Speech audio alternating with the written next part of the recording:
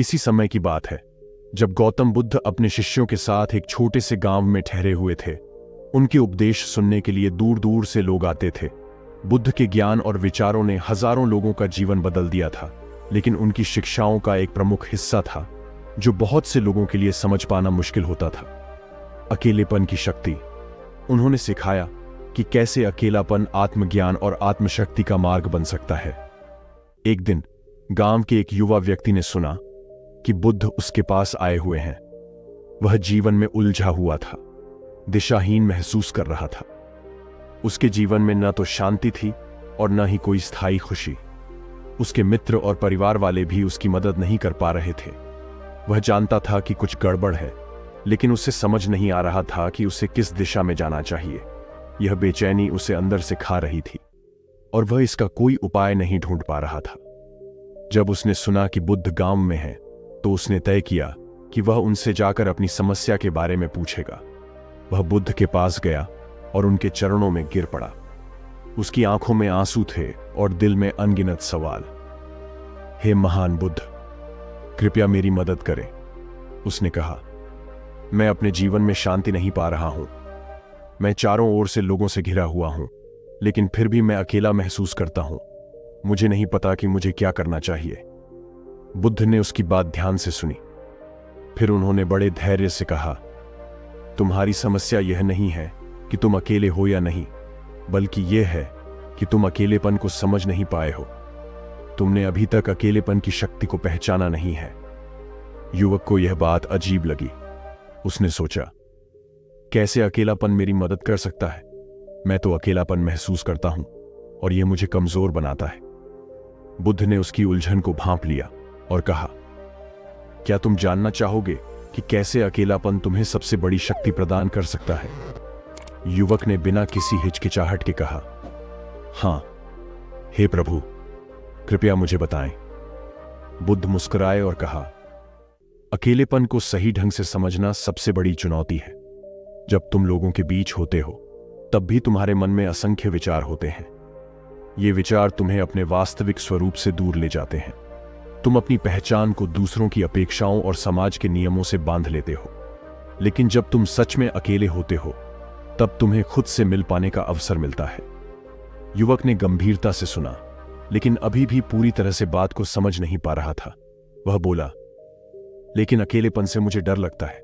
जब मैं अकेला होता हूं तो मुझे लगता है कि मैं कमजोर हो रहा हूं, जैसे मैं किसी गहरी खाई में गिर रहा हूं। बुद्ध ने उसे शांत करते हुए कहा, यह केवल तुम्हारा भ्रम है। अकेलापन कमजोर नहीं बनाता, बल्कि वह तुम्हें तुम्हारे अंदर की असली शक्ति से परिचित कराता है। तुम्हें यह समझना होगा कि अकेलापन डर का नहीं, बल्कि ध्यान और आत्म साक्षात्कार का अवसर है। फिर बुद्ध ने एक उदाहरण देकर उसे समझाने की कोशिश की। उन्होंने कहा, क्या तुमने जंगल में अकेले पेड़ को देखा है? वह अपनी जड़ों में मजबूत होता है। उसके पास कोई दूसरा पेड़ नहीं होता जिससे वह सहारा ले सके, लेकिन वह फिर भी मजबूती से खड़ा रहता है। क्यों? क्योंकि उसकी जड़ें गहरी होती हैं और वह धरती से अपनी शक्ति खींचता है।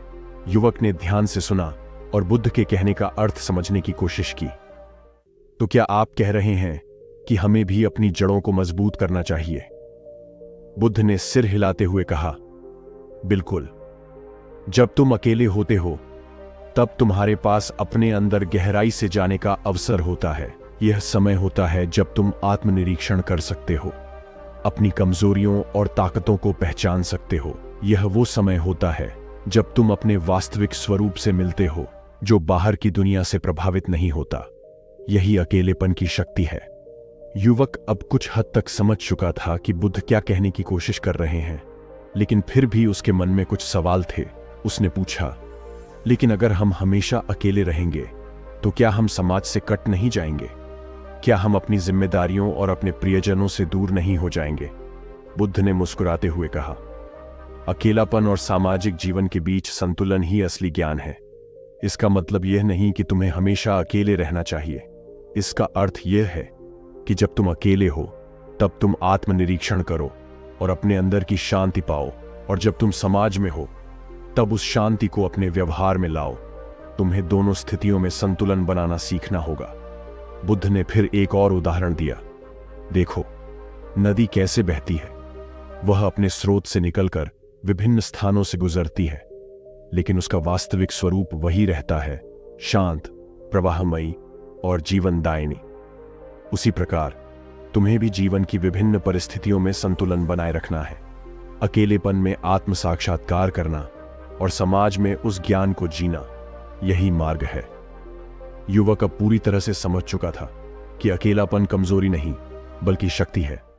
यह एक अवसर है जब व्यक्ति अपने असली स्वरूप से मिल सकता है, अपनी आंतरिक शक्ति को पहचान सकता है और जीवन में संतुलन बना सकता है। उसने बुद्ध के सामने सिर झुकाकर कहा, हे प्रभु, आपने मेरी आंखें खोल दी। अब मैं अकेलेपन से नहीं डरूंगा। मैं इसे एक अवसर की तरह देखूंगा जिसमें मैं अपने अंदर की शक्ति को पहचान सकूं।